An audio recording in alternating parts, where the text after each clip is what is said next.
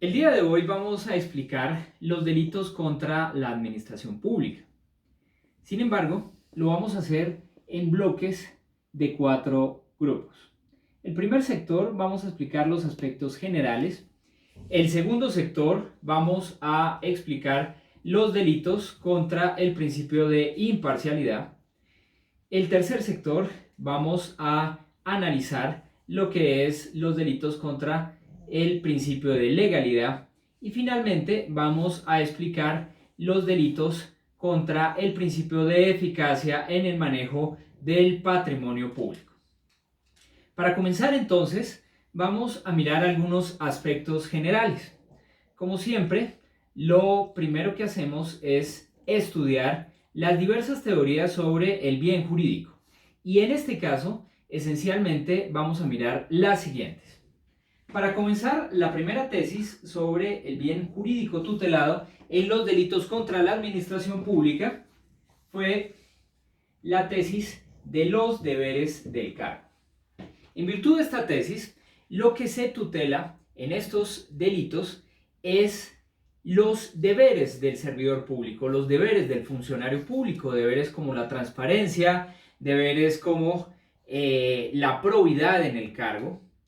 Y esta tesis fue esencialmente defendida inicialmente por Mesger en Alemania y más adelante por autores en toda Europa y Latinoamérica, dentro de los cuales hay que mencionar a Cuello Calón.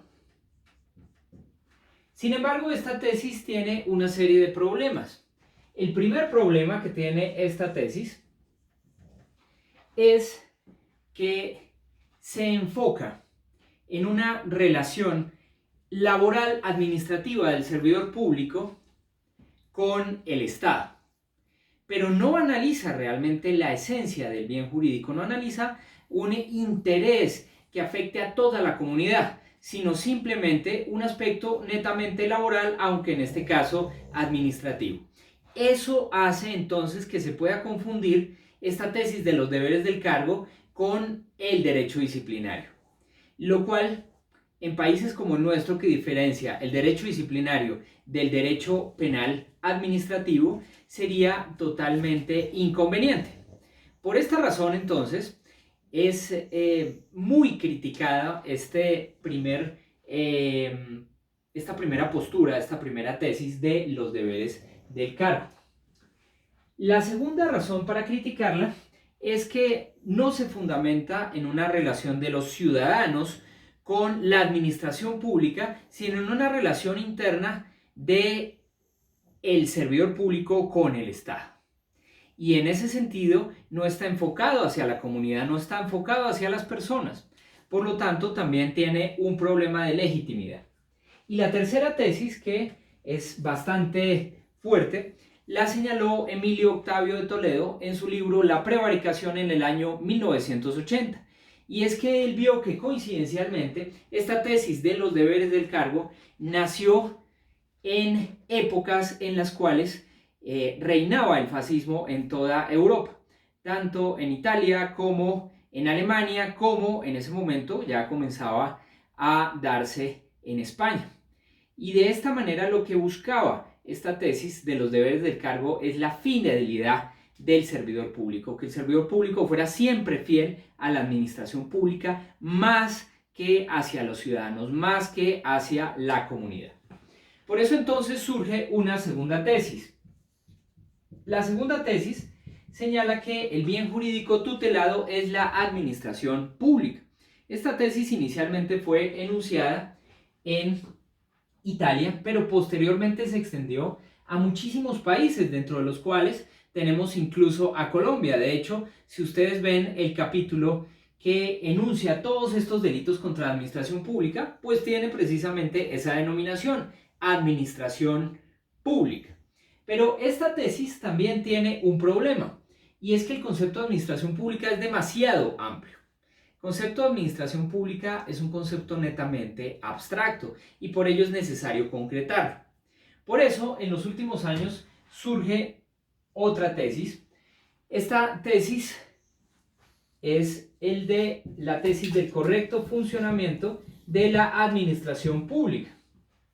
La tesis del correcto funcionamiento de la administración pública es la tesis mayoritariamente aceptada en el mundo en estos momentos. Inicialmente la expuso en Alemania el profesor Rudolphin, que trabajó con el profesor Roxin, y posteriormente se fue extendiendo a muchos países. En España la trabajó especialmente el profesor Carlos Mir Puig, y en toda Latinoamérica ha venido siendo poco a poco aceptada, hasta tal punto que incluso nuestra Corte Constitucional ha asumido esta tesis en la sentencia C-128 del año 2003. Finalmente, también hay que mencionar que existen otras tesis que son minoritarias, que señalan que lo que se afecta en estos delitos es la eficacia en el servicio público, la eficacia en la prestación de servicios públicos. El principal autor que ha manejado en España esta tesis es el profesor Roca Agapito. Sin embargo, reitero, es una tesis totalmente minoritaria. Por eso entonces nos quedamos como tesis mayoritaria con la tesis del correcto funcionamiento de la administración pública, que ha sido asumido no solamente por la Corte Constitucional, como se los mencioné, sino también en reiteradas sentencias de la Corte Suprema de Justicia. Bien, el segundo tema que es necesario analizar en estos delitos es el escenario político criminal. ¿Qué es lo que buscan los delitos contra la administración pública? Los delitos contra la administración pública buscan proteger el bien jurídico, por supuesto, pero están muy enfocadas en un fenómeno criminológico, que es la corrupción. Mucho se habla actualmente de corrupción, sin embargo, la mayoría de enfoques no son enfoques muy técnicos. Por eso vamos a ver en esta clase un enfoque técnico de corrupción, sobre el concepto de la misma para poder entender cómo es su funcionamiento. En el mundo, esencialmente, existen tres grupos de tesis para definir técnicamente la corrupción. En primer lugar, tenemos a las tesis subjetivas. Las tesis subjetivas señalan que la corrupción es la desviación de intereses. ¿Cuándo hay corrupción? Pues cuando tenemos una desviación de intereses, tanto en lo público como en lo privado. En lo público, la desviación de intereses implicaría la desviación del interés público hacia el interés privado. Luego tenemos las tesis adjetivas, que lo que hacen es definir cuál es el procedimiento de la corrupción. Y en este caso se define la corrupción como el abuso del cargo, abuso de sus funciones. Y finalmente tenemos un tercer grupo de tesis que están enfocadas en el provecho. En este tercer grupo de tesis enfocadas en el provecho, la corrupción se define como todo acto que tiene por objeto la obtención precisamente de un provecho o beneficio extraposicional. Obtención de un provecho o beneficio extraposicional. Realmente lo que vemos en el fondo no son tres tesis totalmente incompatibles. Las tres son totalmente complementarias. En mi tesis doctoral, que trabajé en la Universidad de Salamanca, precisamente lo que hice fue fusionar las tres tesis para poder explicar cómo funciona la corrupción. Y de acuerdo a ello, entonces, la corrupción es un fenómeno que tiene tres elementos.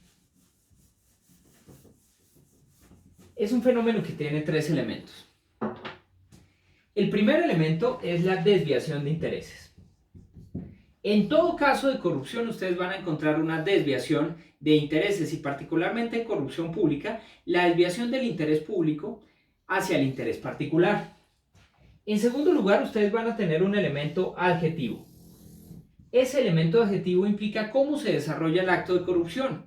El acto de corrupción se desarrolla a través de un abuso del cargo o abuso de las funciones. Y finalmente vamos a encontrar el elemento precisamente del provecho. Y es que en los actos de corrupción se tiene la intención de obtener un beneficio o provecho ilícito, un beneficio extraposicional, como señala la doctrina. A partir de allí, entonces, vamos a tener que la corrupción es un acto complejo, no es un acto simple. Se tiene que analizar con un acto sistemático y para ello, entonces, tenemos esos tres elementos. Finalmente, en este bloque general, debo señalar un poco cuál ha sido la evolución general de la lucha contra el fenómeno de la corrupción a nivel internacional. A nivel internacional ha existido una preocupación durante mucho tiempo para luchar contra la corrupción y eso se ha visto reflejado en una serie de convenciones internacionales. Dentro de esas convenciones internacionales vamos a mencionar acá las más importantes. A nivel internacional, el primer hito que hay que mencionar en cuanto a la lucha contra la corrupción, curiosamente fue una legislación nacional, pero que tuvo implicaciones internacionales. Ha sido tal vez la ley nacional que más implicaciones ha tenido en materia penal, y es la Foreign Corrupt Practices Act del año 1971. Foreign Corrupt Practices Act. Es decir, la ley de corrupción del funcionario público extranjero. Esa ley establecía dos cuestiones. La primera, la prohibición de cobro de sobornos por parte de funcionarios públicos, bien sea extranjeros o bien sea norteamericanos, en relación con intereses extranjeros. Esta ley es de los Estados Unidos. Y lo segundo, que es también interesante, es que creó el delito de soborno transnacional. Y a partir de allí, pues empezó toda una corriente para sancionar la corrupción de agente público extranjero o internacional. Bien. El segundo gran hito a nivel internacional que tenemos que mencionar se da en el año 1996 y es la Convención Interamericana de Lucha contra la Corrupción. Convención Interamericana de Lucha contra la Corrupción. Esa convención es muy importante porque señala una serie de instrumentos aplicables en toda América respecto de la prevención y la represión de la corrupción. El tercer hito se da en el año 1997 y es la convención de la OCDE, es decir, la Organización de Cooperación con el Desarrollo Económico, de lucha contra la corrupción del agente público extranjero, es decir, la convención de lucha contra el soborno transnacional. Se da en el marco de la OCDE, que es una organización internacional a la cual Colombia pues está en un proceso de implementación. Ya hubo un tratado pues para acceder a la OCDE, sin embargo todavía estamos articulando muchas partes de nuestro ordenamiento jurídico y esencialmente la finalidad de esta convención es prohibir y sancionar la corrupción de agentes públicos extranjeros frente a transacciones internacionales. Finalmente, tenemos en el año 2003 la Convención de Mérida, es decir, la Convención de Naciones Unidas contra la Corrupción, que también consagra medidas para la prevención y la lucha contra la corrupción. Bien, desde el punto de vista dogmático, en esta primera parte también vamos a analizar un último punto, que es el sujeto activo. El 90% de los delitos contra la administración pública tienen un sujeto activo calificado, es decir, que son delitos especiales. El sujeto activo en estos delitos es el servidor público. En Colombia, el concepto de servidor público, como ustedes sabrán, está consagrado inicialmente en nuestra Constitución Política en el artículo 123, que señala tres tipos de servidor público. Primero, empleados y trabajadores del Estado y de sus entidades descentralizadas. En segundo lugar, va a señalar lo que son los miembros de las corporaciones públicas como por ejemplo el Congreso de la República, los consejos, las asambleas departamentales, las juntas de administración local. Y finalmente los particulares que cumplen funciones públicas.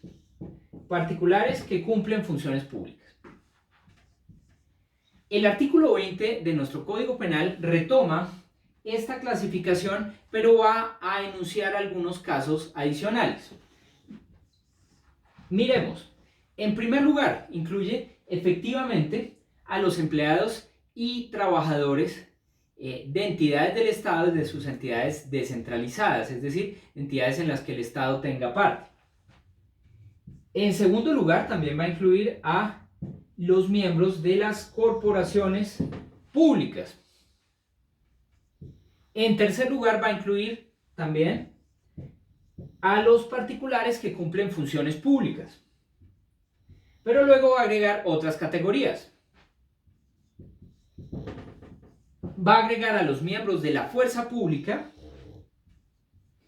Va a agregar también a los empleados del Banco de la República. Como ustedes saben, el Banco de la República es un organismo autónomo y para evitar cualquier tipo de duda o suspicacia se incluyeron directamente ahí como servidores públicos para efectos penales. En sexto lugar, también incluimos un caso curioso y son los miembros de la Asociación de Ciudadanos o la Comisión Ciudadana de Lucha contra la Corrupción.